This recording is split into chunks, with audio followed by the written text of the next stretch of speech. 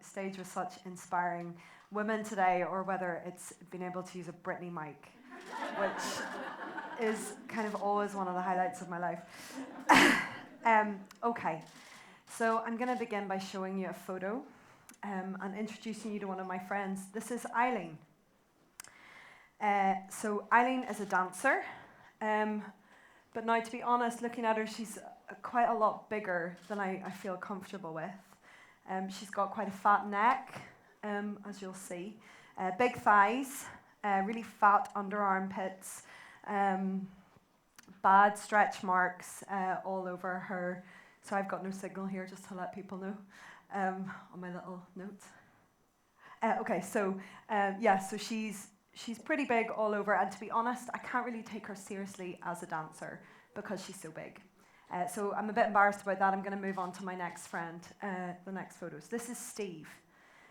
Steve's a musician, and Steve has a big nose, as you'll see. He's far too skinny. He actually doesn't really have. He's very tired all the time looking. He's not really built enough, I think you'll notice. So not great either. So I'm going to move on to my next slide. Okay, so this is my friend Rosie. Rosie has also got a big nose. She's quite pudgy, really needs to tone up in the kind of belly area. And she's actually got really bad skin, adult acne. It's not great. So you're probably all thinking right now that I'm not a great friend. But in fact, those are not my words. Those are the words of my three friends. I asked them to explain to me what they saw when they look in the mirror.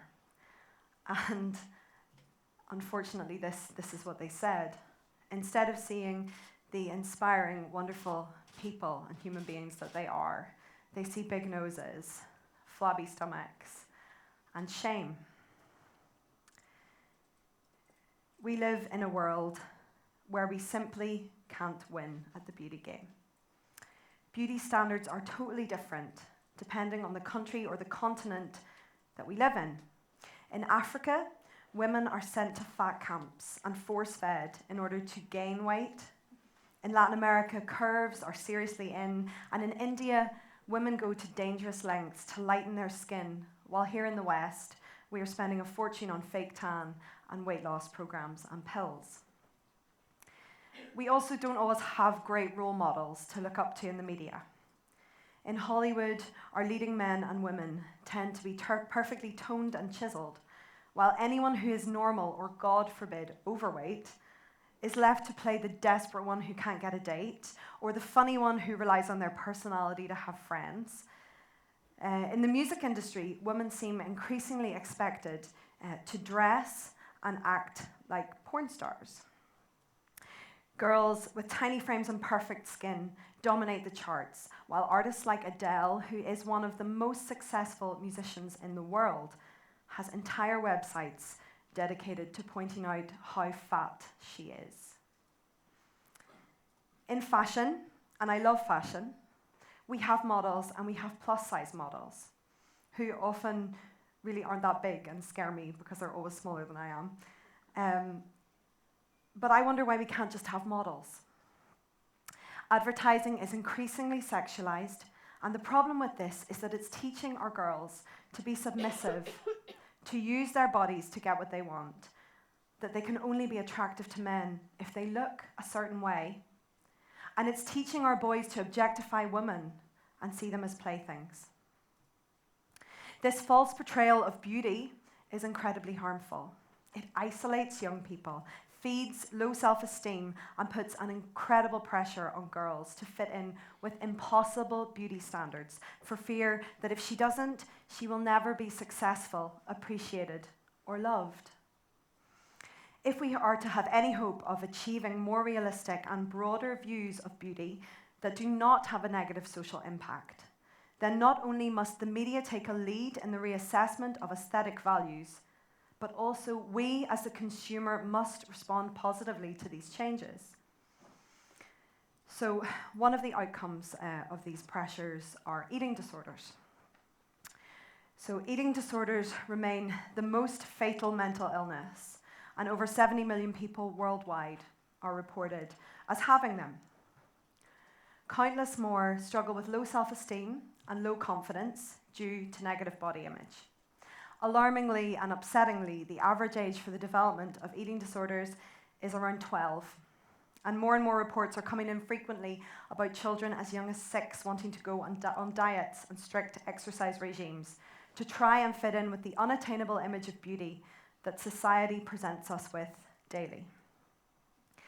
Devastatingly, and I hate this, the #1 magic wish for girls aged 11 to 17 is to be thinner. It's not just the girls. Eating disorders in children under 10 are actually more likely to affect boys. And honestly, I can relate to all of this. I have had an eating disorder for over 15 years. It started in primary school with feelings of worthlessness, stemming from name-calling and cruel tricks, and to be honest, it probably peaked last year in what I call the dark months, where I found it nearly impossible to leave my house, socialize with my friends, get up on stage, or go to my job. I was so profoundly ashamed and embarrassed of my body that I couldn't focus on anything else. And it's really only in the last year that I've started to speak out about it. Why has it taken so long? Why is it so difficult to talk about? Because it's still difficult to talk about. And I've had to make myself do it, actually. And for me, a lot of it stems from fear, and I think for everyone, a lot of it stems from fear. Fear that people might see me differently, see me as weak, or silly, or vain. Scared that people won't understand what an eating disorder is. Scared of people thinking that I was too fat to have an eating disorder. But when I did start to speak about it to close friends, something beautiful happened. The more I spoke, the more people told me their own stories and trusted me because I understood their feelings. People who I saw as beautiful were riddled with self-loathing and hatred for the way they looked. People were coming out of the woodwork. I was shocked, and I wasn't alone.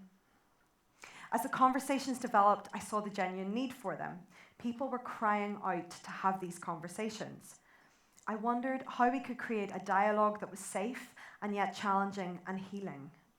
Suddenly I realized the answer might be right under my nose, my job, art, creativity.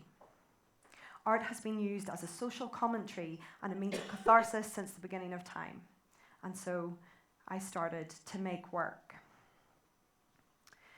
One of the wonderful things about art is that it allows us to express our feelings whilst remaining anonymous, if we wish. It provokes and challenges people, brings people together, explores different issues and situations, and allows us to work through our feelings in a non-threatening or much less threatening way. We need to challenge what beauty really is and look inside ourselves. Do we really want to live in a world where beauty is something that is airbrushed, or do we want to embrace our own definition of the word? So last week, I met a group of people for the first time, and I asked them to tell me what beauty meant to them. So they gave me some wonderful statements, and I'm going to show you some photos of that right now. So this was the first meetup of a project I'm going to tell you about, called To Be Beautiful. So this young man said, "Beauty is banter." It's great. Okay, and the next one. "Beauty is not what we look like. It's the things we do with our lives and what we project into the world." The teenage girl, amazing. "Beauty is perspective." Yeah. "Beauty is acceptance." Yeah, I'm going to talk about that a lot more. Is there another one? Shailene from earlier. "Beauty is a sparkle in the eye." It's beautiful. "Beauty is beyond looks, beyond personality. It is one emotion from one human being to another." I don't believe that creating significant change and moving forward in a meaningful way is going to be easy, and I certainly don't think it's going to happen overnight. But I do passionately believe that we need to start talking about these issues now, before things get more and more out of hand, before more and more young people die from these illnesses. Whether we're talking one-to-one in a small group or on a public platform, we can make this subject more accessible and less scary and less taboo. We show people suffering with these issues on any level that they are not alone and that they are not crazy.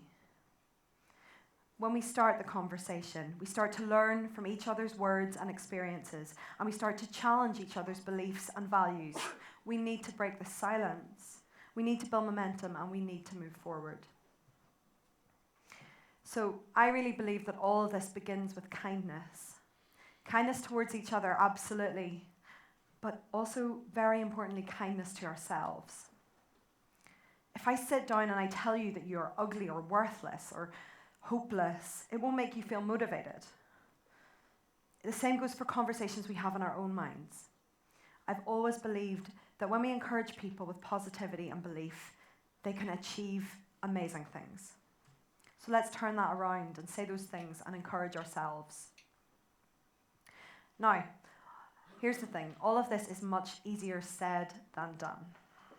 The positive things are often the most difficult to hear, especially in Northern Ireland, where we like to put ourselves down at every opportunity. But we can do small things. We can take responsibility for the language that we use. We can make positive comments about others and ourselves. We can stop body shaming. As well as telling people that they look nice, let's always also remember to tell them how great they make us feel and what good friends they are. Let's stop shaming older people by using seemingly positive comments like beauty fades. Beauty doesn't fade. Beauty changes. And I know that obesity and unhealthy eating is a big problem. And I'm not saying that we should shy away from it. Promoting health and well-being is really, truly important. But again, if we can encourage people to accept the way they are right now and treat them with the respect that they deserve because they are human beings with feelings, then in turn they will perhaps be able to use the more positive action and thought to treat themselves better and find their healthy happiness. Don't get me wrong, it's okay to want to look nice. It's okay to want to express ourselves through our image. Image is powerful. I love makeup, I love dressing up. But what isn't okay is to be so focused on our appearance that we believe that it's the only or most important thing about ourselves. Education around these issues needs to improve for us all, for young people, for older people, for middle-aged people, for parents, for medical professionals, and for people who have a different physical or learning ability. So back to the project that I mentioned earlier. So currently developing this project called To Be Beautiful, which aims to improve education on these topics through creativity.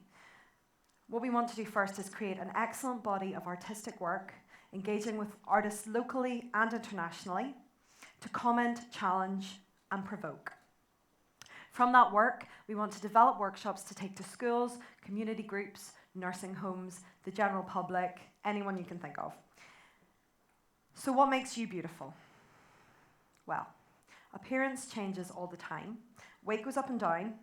Sometimes we look more tired than others. I did an all-nighter last night. Sometimes we have time to eat healthily, and sometimes we don't. Sometimes our skin is bright, and sometimes our skin is covered in spots. But the more pressure we put on ourselves, the more miserable we will become. Perhaps beauty lies in action. Perhaps it lies in kindness, in laughter, in forward thinking, in open-mindedness, in human connection. Perhaps beauty has been a mother, or a father, or a brother, or a sister, or a friend. So here's a little challenge for you all to take away with you. Every time you see a mirror from now on, why don't you look into it with pride and try and focus positively on the person staring back at you?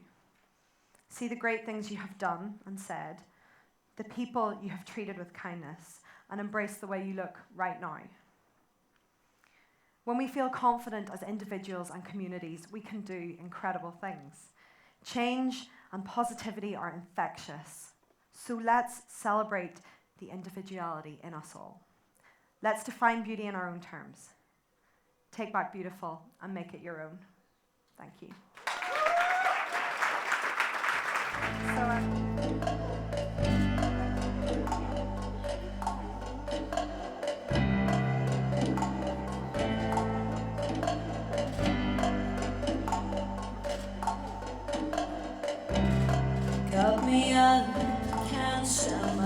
myself.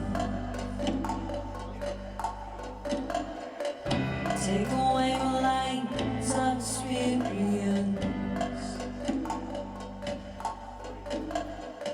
Can't show too much, take up too much space.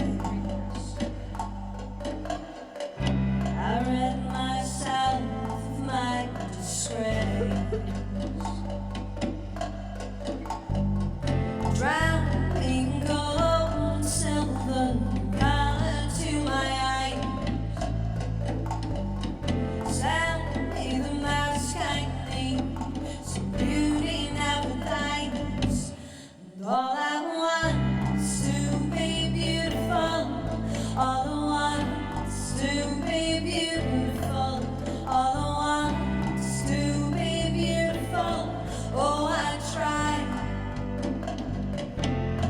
All I want is to be beautiful. All I want is to be beautiful. All I want is to be beautiful. Don't know why.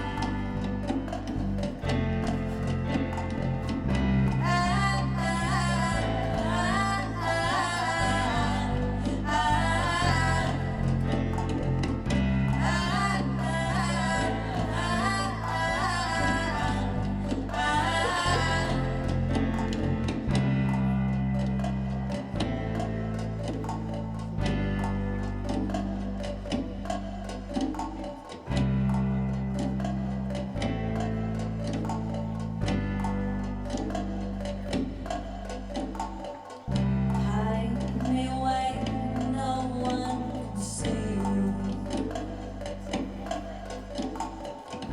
Take away my femininity. I wouldn't do anything. See what's real.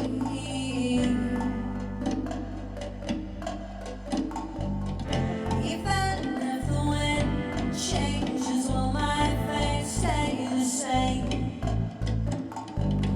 Come at me with their loud voices, singing beauty's gonna fade.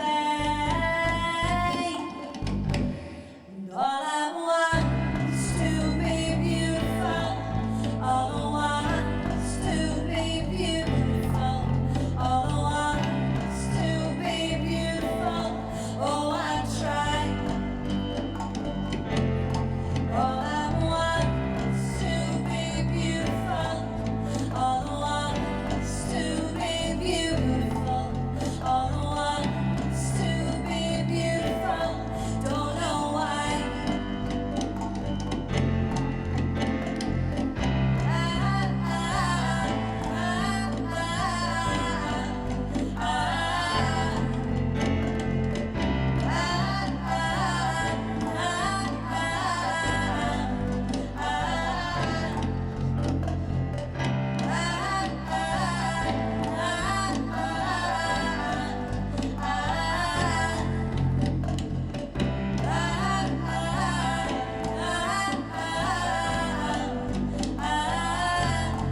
All I want is to be beautiful. All I want is to be beautiful. All I want is to be beautiful. Oh, I try. Oh, I try.